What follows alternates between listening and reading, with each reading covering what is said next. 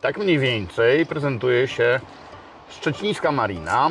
Ładna pogoda, fajne słońce.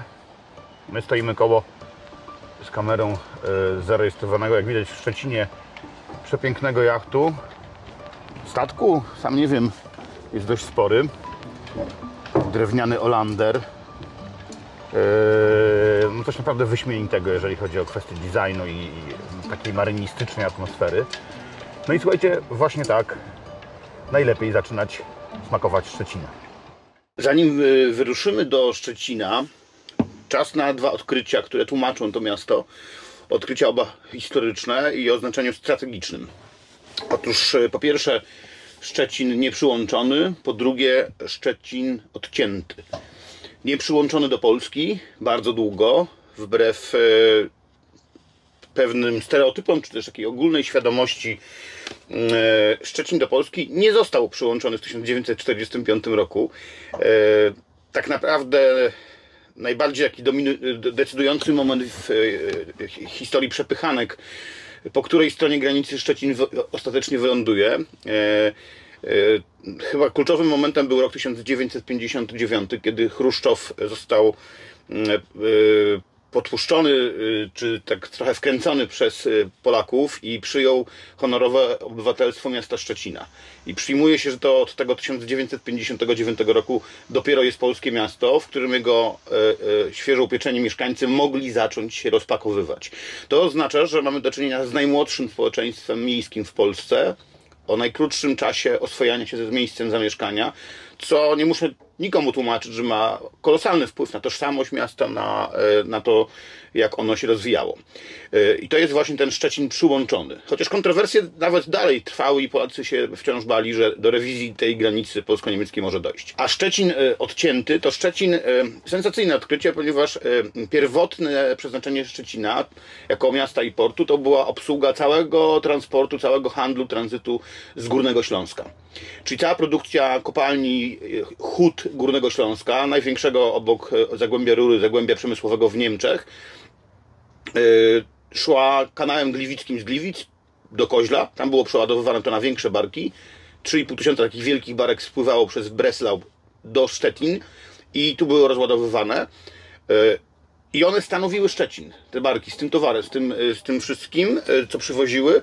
I jakby kropką ostatnią, którą możemy połączyć na tej linii z Gliwic do Szczecina, była stocznia Wulkan i położona za nią najważniejsza moim zdaniem w tej historii, najistotniejsza huta.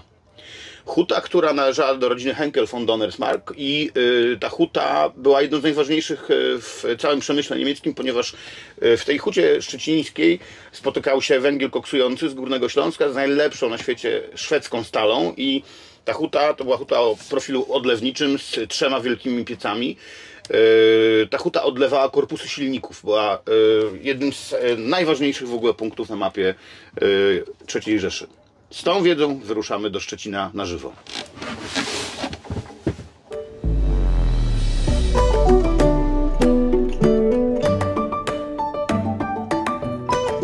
Ja w Szczecinie byłem ileś razy w życiu. To nie jest tak, że to miasto jest dla mnie absolutną nowością i nie miałem z nim żadnego kontaktu wcześniej. No ale prawda jest taka, że przyjeżdżając tutaj w celach biznesowych, czy wpadając na chwilę, żeby zajrzeć do większego miasta, będąc w ogóle na Pomorzu Zachodnim, na jakichś tam wakacjach nad morzem, czy spływie na Drawie, pytanie, czy ja to miasto kiedykolwiek poznałem. No, odpowiedź jest bardzo prosta. Absolutnie nie. Doznałem czegoś w rodzaju szoku. To znaczy, to miasto jest bardzo intrygujące, ekstremalnie zaskakujące, bardzo intrygujące. Ma w sobie jakąś moc, którą wczoraj w ciągu pierwszej godziny odczułem tak bardzo jednoznacznie. Jeszcze nie wiem o Szczecinie zbyt wiele.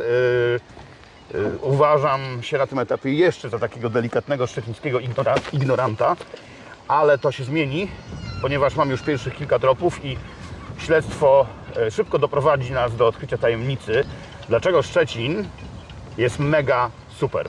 Trzeba zagadywać, bo byłem przed chwilą w porcie, w marinie, żeby przyjrzeć się z bliska najpiękniejszej jednostce, jaką tam znalazłem. I to był pokazany wcześniej już Olander, ten drewniany. I podjechał na rowerze kapitan. Zagadałem do kapitana i on powiedział mi, że tutaj na kempingu, na którym mieszkam, zobaczę coś najważniejszego chyba w sumie dla mojej historii o Szczecinie, czyli bodajże 300-tonową barkę, którą zresztą kapitan Olandra wyciągał jako wrak z dna tutaj Odry czy Zalewu Szczecińskiego. Tak wyglądała, słuchajcie, jednostka, która jest najważniejszym kluczem do zrozumienia historii Szczecina, o której później Wam opowiem. Miasto jest przede wszystkim wielkim portem. Widzimy jedną z bardzo wielu odnóg Odry, która mówi to, co najważniejsze o mieście. To jest miasto, w centrum którego parkują statki. Często bardzo duże, pełnomorskie, oceaniczne, ale często są to jachty, jest ich mnóstwo. Tu jest kilka marin, nie jedna. Wszędzie są dźwigi, żurawie. No i teraz jakby współczesny Szczecin, chyba najfajniej reprezentowany przez ten statek tutaj, lądowy, zbudowane Morskie Centrum Nauki, do którego za chwilę będziemy się przemieszczać. To jest jakaś próba stworzenia nowego Szczecina, bo tego starego już nie ma. No więc wiemy już, że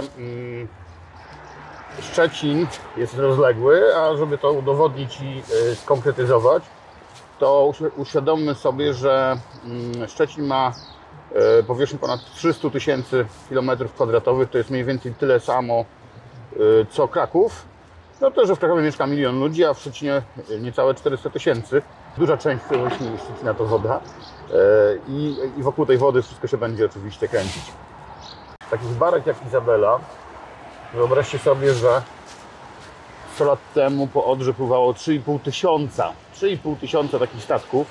Idę wzdłuż niego i idę i jak widać się nie kończy. Kawał kadłuba. Takie barki różnej wielkości, bo były jeszcze też oczywiście mniejsze. Takie barki pływały pomiędzy z Gliwic na Górnym Śląsku, wypływały mniejsze, które następnie w porcie w Koźlu dopływały do Koźla kanałem gliwickim i tam były przeładowywane na takie wielkie barki jak Izabela właśnie, która nam tutaj towarzyszy, i płynęły sobie przez Wrocław w dół Odry do Szczecina, przewożąc rocznie około 10 milionów ton towarów, co było całkowitą, 100% produkcją Górnego Śląska. To był głównie węgiel, ale również produkty hutnicze. Duża huta znajdowała się również w Szczecinie, dzisiaj już jej nie ma. No i po tamtym biznesie nie ma już śladu. Dzisiejszy Szczecin musimy wymyśleć od nowa. Ten Szczecin ma swoją pamięć, jak widać. Szczecin wie, że jest portem, Szczecin wie, że jest morski, wie, że z transportu wodnego wynika. Tu są wszystkie podstawowe narzędzia pracy nawigatorów, kapitanów statków. I pamięć jest oczywiście bardzo ważna, bo bez pamięci, bez przeszłości nie ma przyszłości. Natomiast musimy ten Szczecin spróbować zacząć wymyślać od nowa, ponieważ skoro nie ma już tego górnośląskiego biznesu, bo on po I wojnie światowej został przeparkowany za pomocą linii kolejowej z Górnego Śląska do Gdyni. I cały polski eksport-import przechodził w międzywojniu przez Gdynię właśnie, a Szczecin został od swojego pierwotnego biznesu całkowicie odcięty. I co prawda dzisiaj w tym porcie jest ruch, bo przeładowywany jest głównie węgiel, ale już nie eksportowany przez Polskę, tylko importowany przez Polskę w ramach geopolitycznej zawieruchy, z którą mamy do czynienia w tym momencie.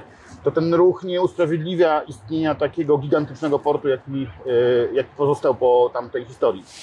Dlatego trzeba ruszyć głową i wymyślić wszystko od nowa. Szczecin jest miastem, które zostało bardzo okrutnie potraktowane przez wojnę. Zniszczenia były bardzo duże i de facto 4-stopniowe, bo najpierw Szczecin był bombardowany przez aliantów.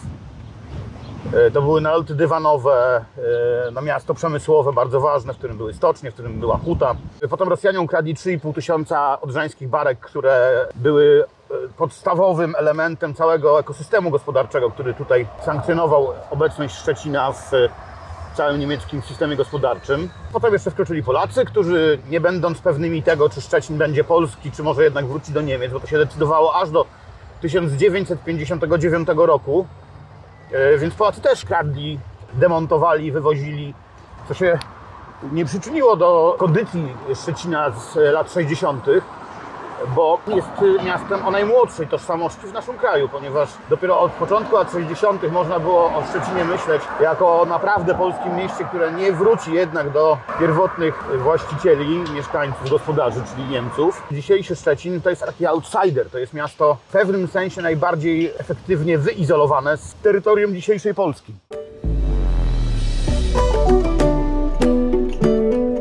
Jesteśmy przed Morskim Centrum Nauki i spróbujemy wejść sobie do środka.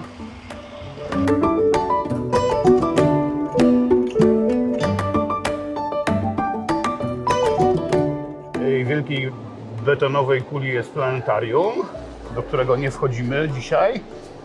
A tutaj patrzcie, przekrój poprzeczny, który tłumaczy, co jacht ma w środku. Mnóstwo tutaj różnych fajnych rzeczy, przedmiotów, ekspozycji, elementów takich interaktywnych, ale są też takie klasyczne eksponaty, jeżeli można o czymś tak sporym powiedzieć, eksponat, no można.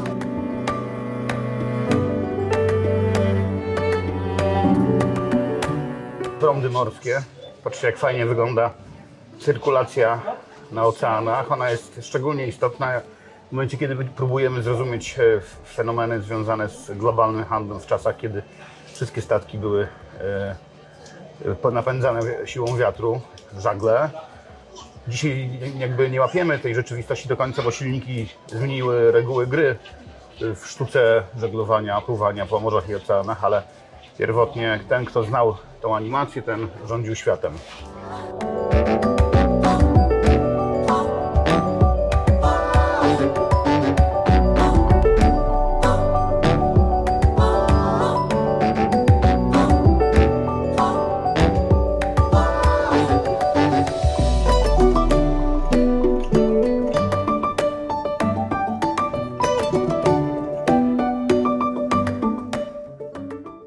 Na dachu tego super budynku. Fajny widok na Szczecin, wały Chrobrego, które powstały w miejscu dawnej, gigantycznej cesarskiej fortecy. I one są jedną z wizytówek Szczecina, ale też takich trochę problemów, ponieważ ja wczoraj jeździłem na rowerze, wcześniej próbowałem chodzić i powiem Wam szczerze, że one mają jedną cechę, która czyni je trudnym, to znaczy one są bardzo monumentalne, są po prostu trochę za duże, żeby się nimi jakoś tak normalnie nacieszyć. I ten monumentalizm Szczecina jest w moim spojrzeniu bardzo ciekawy, ponieważ to pokazuje, jak potężnym miastem Szczecin był w przeszłości. Trochę jak Breslau. No i jakby z mojej perspektywy jest to też źródło wielu problemów, ponieważ trzeba się z tą wielkością współcześnie jakoś zmierzyć, a nie będzie łatwo tego starego Szczecina potężnego, portowego sprzed 200 lat dogonić, no bo dziś miasto swój potencjał opiera na zupełnie innych biznesach, na zupełnie innych klimatach niż w tamtych czasach rewolucji przemysłowej. No ale to se, jak to mawiają, to se ne wrati. Więc sądzę, że wymyślanie Szczecina na nowo może być całkiem fajną zabawą po prostu. Witam z pokładu łodzi, która za chwilę, mam nadzieję, zabierze nas w rejs po Odrze i zobaczymy Szczecin z tego najsłuszniejszego z wszystkich punktów widzenia, z tej najlepszej morskiej i wodnej perspektywy. Sądzę, że z takich spostrzeżeń czy przemyśleń, które przewinęły mi się przez głowę podczas tej szczecińskiej peregrinacji, szczególnie ważne jest spostrzeżenie tego takiego transcendentnego potencjalnie związku, który mam nadzieję, że się to uda gdzieś potwierdzić albo wyczuć znaleźć jakieś metody, które pomogą nam tą moją hipotezę, która którą za chwilkę wypowiem, zweryfikować. To znaczy, jest taka obserwacja po wielu spotkaniach i rozmowach tutaj, że Szczecin ma swojego zaginionego brata, tak jak jest to para, która była ze sobą zawsze bardzo silnie związana w historii. Pytanie, czy ten związek dalej ma miejsce, czy to się dzieje, czy to się toczy, ponieważ taką parę kiedyś znaleźliśmy już w Polsce. Jest to para Kraków-Gdańsk, połączona pępowiną Wisły. No i już się domyślacie, że tym zaginionym bratem Szczecina jest Wrocław z pępowiną w postaci Odry.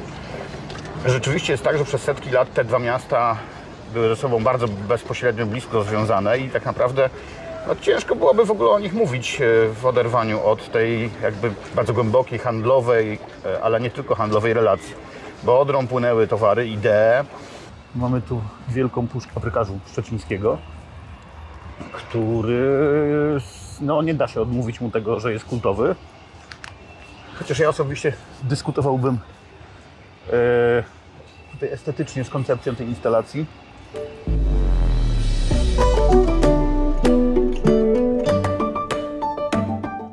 No w mojej branży się gada, tak się mówi, że chcesz poznać skalę miasta, historyczną skalę miasta, jakie było ważne, jakie było duże, jakie było bogate, no to oczywiście zobacz największy jego kościół. W tym przypadku katedra jest kolosalna. Przed chwilą byliśmy tam na górze. Spróbujmy objąć to szerokokątnym obiektywem.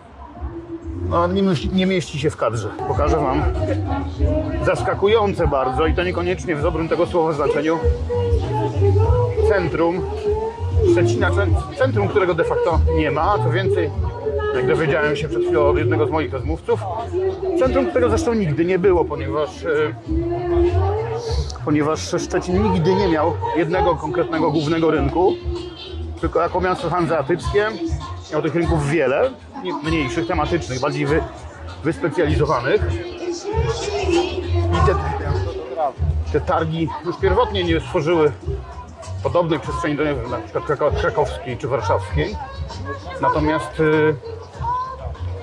Natomiast wszystko miało swój smutny koniec w czasach II wojny światowej, ponieważ jak już wspominałem, naloty dywanowe i kolejne fale rabujących to miasto, niszczących, spowodowały, że dzisiaj budynki w ścisłym centrum, tam gdzie kiedyś były kamienice, wyglądają mniej więcej tak. Czyli zabudowa cmentna, brzydka, z wielkiej płyty. No coś, czego się chyba niestety nie da już naprawić. Teraz jesteśmy na jednym ze wspomnianych rynków Szczecina. No niestety sytuacja wygląda tak, że za mną jedna fasada pierzeja rynku to jest hotel, niezbyt urodziwy, współczesny. To, co widzicie tutaj, no to jest taka zabudowa, która nie przysporzy miłośników Szczecinowi. To jest akurat coś bardzo fajnego, czyli stary ratusz. Warto do niego zajrzeć również do środka, bo w podziemiu jest browar i fajna knajpa bardzo. Pozdrawiam panią Joannę, właścicielkę, moją rozmówczynię wczorajszą. No i co? I ta zabudowa, której nawet nie można nazwać retrowersją. Niestety tak wygląda całe centrum. Sporadycznie zdarzają się na nim budynki z jakiejś fajnej epoki, a cała reszta to są takie dobudówki, zabudowa z lat 60. mniej więcej. No nie tutaj należy szukać tego Szczecina, jego duszy, tego fajnego Szczecina, jego duszy takiej rogatej, o której za chwilę jeszcze więcej opowiem. Rzekłbym, chciałoby się, żeby całe Stare Miasto w Szczecinie wyglądało tak, no ale niestety nie wygląda tak, ponieważ w zależności od tego, z której strony na nie spojrzymy, wygląda również tak. No ta pierzeja niestety pokazuje, co się stało z centrum Szczecina po wojnie, podczas wojny i po wojnie. No i to niestety w większości przypadków nie może być ładne, aczkolwiek są knajpy, są ludzie, tętni to wszystko życiem, nie jest to jakaś wymarła część miasta. No ale tego najpiękniejszego, tego porywającego, pasjonującego Szczecina nie będziemy raczej szukali w tym miejscu, poszukamy go gdzie indziej. Poszukamy go m.in. w browarze Wyszak. Zobaczcie, jakie sklepienia gotyckie, oryginalne, prawdziwe z tamtych czasów, najlepszych dla miasta. Piwnica jest absolutnie super. A pani Joanna, z którą wczoraj rozmawiałem, była na tyle inną rozmówczynią, że knajpa zdecydowanie zasłużyła na promkę. Zwróćcie uwagę na te sklepienia. Super sprawa. No z dobrze poinformowanych źródeł wiem, że dają tu świetnie zjeść i bardzo dobrze smakuje piwo. A gdzie będziemy szukali fajnego Szczecina, tego porywającego? No, na przykład pod mostem, ponieważ w Szczecinie jest bardzo dużo fajnej sztuki ulicznej, street art jest tutaj na każdym kroku i te niekończące się wielgachne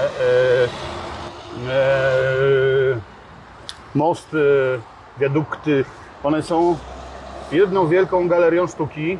Jest tu tego naprawdę całe mnóstwo dobrej jakości. A teraz znajdujemy się w miejscu, które nazywa się Łąka Kany i to jest knajpa, galeria sztuki, fajne miejsce, bardzo reprezentacyjne dla Szczecina, moim zdaniem, z mojej takiej subiektywnej perspektywy, przez właśnie tą ilość sztuki, to sztuki zaangażowanej, ponieważ no tutaj, tak jak wszędzie są murale, wszędzie też w Szczecinie, i to mnie bardzo ujmuje, jest dużo przekazu proukraińskiego. Bardzo mi się to podoba, ponieważ no, o czymś świadczy, jest tutaj jakaś aktywność obywatelska. Jestem po jakichś mniej więcej 6 wywiadach. Wynika, że Szczecin jest miastem dość mocno ze swojej natury lewackim, takim bardzo zachodnim. I ja, w moich oczach to komplement. I podoba mi się, że jest to widoczne w zasadzie na każdym kroku. Myślę, że ciekawą rzeczą dotyczącą mentalności również Szczecina jako społeczności jest to, że ze Szczecina jest bliżej nie tylko do Berlina niż do Warszawy, ale to się dzisiaj dowiedziałem, że nawet bliżej jest do Pragi niż do Warszawy, czy do Kopenhagi. I teraz jakby te dwa ostatnie to oczywiście chyba bardziej w kategoriach ciekawostki informacja, natomiast istotne jest to sąsiedztwo Berlina, do którego ze Szczecina odjeżdża co godzinę autobus. Kilka firm to jakby operuje tymi połączeniami. Jest to jedna z przyczyn, dla których ciężko jest rozwijać się lotnisku w Szczecinie, Goleniowie, no ponieważ jeżeli mogę wsiąść w autobus i być w 2 godziny na wielkim lotnisku berlińskim, no to stamtąd mam cały świat. Z tego placu najlepszy widok roztacza się na Filharmonię Szczecińską, która jest za mną i jest jednym z najlepszych budynków w Polsce, jeżeli chodzi o bryłę z zewnątrz. Jestem absolutnym fanem. Szczecin jest gdzieś poza horyzontem zdarzeń polskich. Szczecin jest nieuświadomiony. Szczecin nie jest wyjaśniony. Mówię tutaj przede wszystkim o Polsce, ale mam wrażenie, że trochę tak w ogóle. To jest miasto najmłodszej tożsamości, która się dopiero kleci. Ona na szczęście jest jakaś, bo to jest miasto bardzo charakterne. To widzę po ludziach, po znajomych swoich i po różnych takich przejawach, które tutaj zaczynamy obserwować, że powoli wyłażą na wierzch. Więc ta Filharmonia Szczecińska z tym placem Centrum Dialogu to jest jedna z niewielu rzeczy, które gdzieś zaistniały w wyobraźni masowej. No i jakby uważam, że powinniśmy zrobić co w naszej mocy, żeby tych rzeczy, które się przebijają ze Szczecina, było więcej, bo to jest świetne miasto, które zasługuje na uwagę. Trochę jest takim outsiderem, co moim zdaniem też jest bardzo fajną cechą, bo outsider taki trochę łobuz. Zresztą no, gdybyśmy dyskutowali o istniejących narracjach o Szczecinie, to zwróćcie uwagę, że no, możemy napisać 2 scenariusze, negatywny i pozytywny. W negatywnym będą młode wilki, przemytnicy, gangsterzy, jakieś portowe przygody z jakimiś marynarzami z całego świata. Natomiast w tym dobrym scenariuszu możemy dostrzec w Szczecinie miasto kreatywne, miasto takie często się zresztą o tej części Polski mówi, dziki zachód. To jest Plac Grunwaldzki, jedno z serc miasta i ważnych dla niego takich punktów.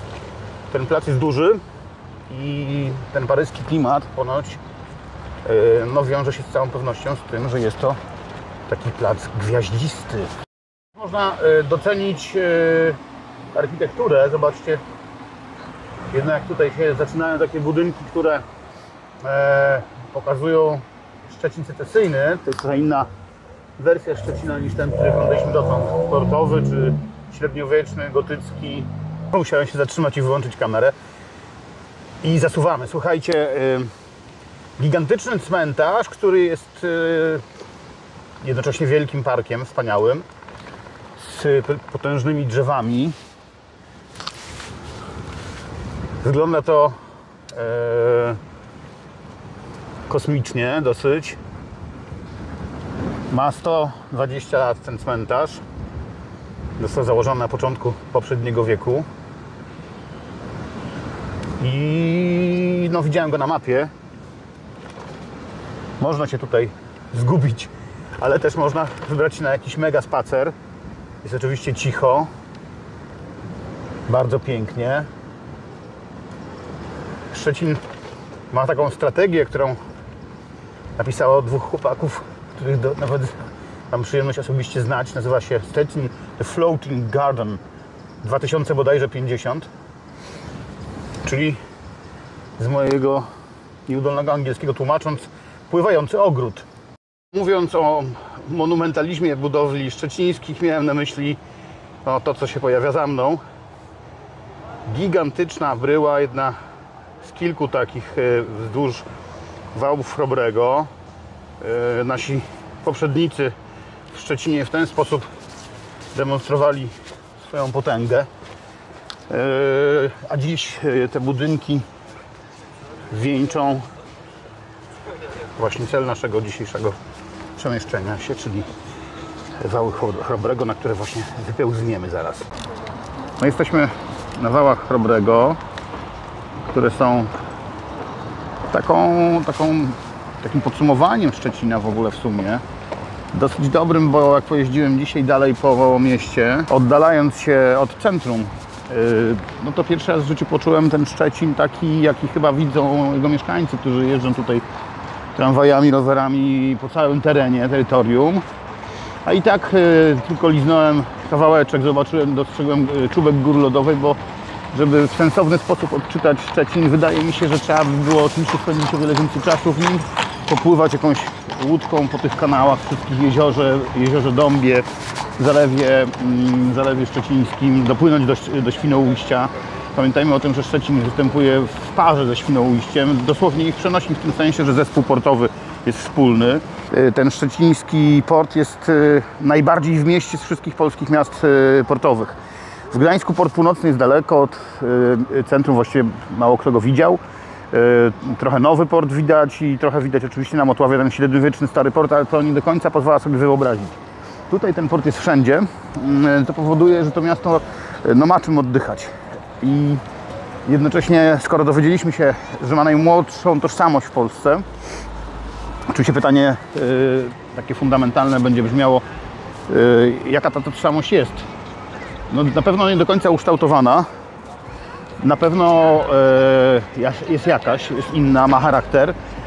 Jak rozmawiałem tutaj z jednym z szczecińskich przewodników, opowiadał mi trochę anegdot różnych, co ludzie mawiają, co ludzie mówią, myślą. Miał niedawną wycieczkę z Podkarpacia, która powiedziała, że wy tu Niemcy.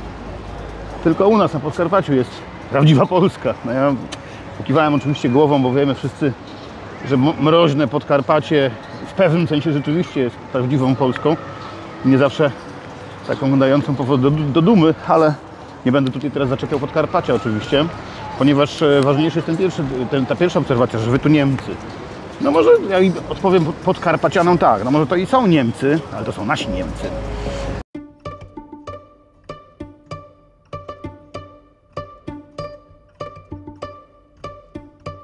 Co mi z tego Szczecina zostanie w głowie? No na pewno wielka sympatia do miasta, taka odczuta podskórnie. Trafiłem tutaj na mnóstwo fajnych ludzi. Między innymi kierowcy zasługują na podziękowania, bo super fajnie się czułem jako rowerzysta. Wszyscy mnie tutaj puszczali rzeczywiście. Zero udawania, bo takich rzeczy się nie udaje. No i rozmówcy też wszyscy mieli jedną wspólną cechę, zakochani w Szczecinie. To miasto jest za co kochać, ponieważ jak się właśnie wyjedzie z tego centrum, to można dostrzec ten Szczecin nie rozpieprzony przez bombardowania, bo te odleglejsze od centrum ścisłego ulice wokół właśnie tych gwiaździstych skrzyżowań, one wszystkie pokazują fantastyczną, taką secesyjną architekturę, jest tego dużo, trochę jak w Łodzi to wygląda. No i na koniec dnia witamy tutaj z misiem, który grzecznie czekał w kamperze, aż tata skończy robić zdjęcia i śmigać na rowerze po Szczecinie. No i wracamy do Olandra. Olandry za nami to wciąż najładniejsza krypa, jaką tutaj widziałem w Szczecinie. Za nami jezioro Dąbie, całości mieszczące się w granicach miasta. No, coś pięknego. Mnie ten widok i te okoliczności przyrody relaksują, misia chyba też.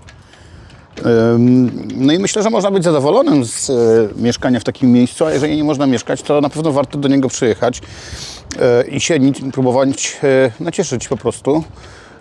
Sądzę, że w stosunku do tego, co dotąd ja widziałem, najważniejszym upgrade'em, który obiecuję, że przy najbliższej okazji nadrobię, to będzie pływanie jachtem czy statkiem po tym tutaj akwenie całym dookoła.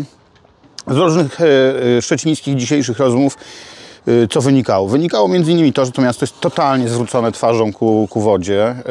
To nie jest norma w innych polskich miastach, nie ma letko. Pamiętajcie o tym, że Kraków czy Wrocław są od swoich miast odcięte wałami przeciwpowodziowymi, różnymi przeciwpowodziowymi instalacjami i tak naprawdę nie mają waterfrontów.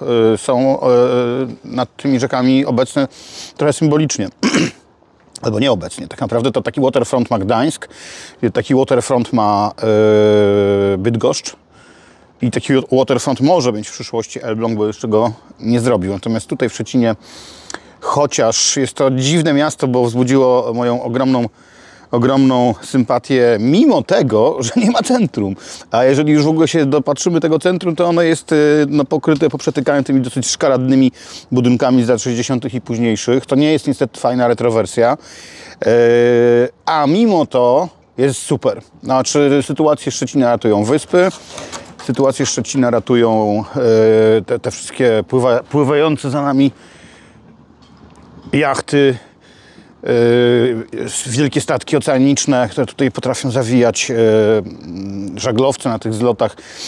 To jest miasto dla ludzi, którzy potrzebują przestrzeni i potrzebują mieć dobre powietrze do oddychania. No, tutaj jest.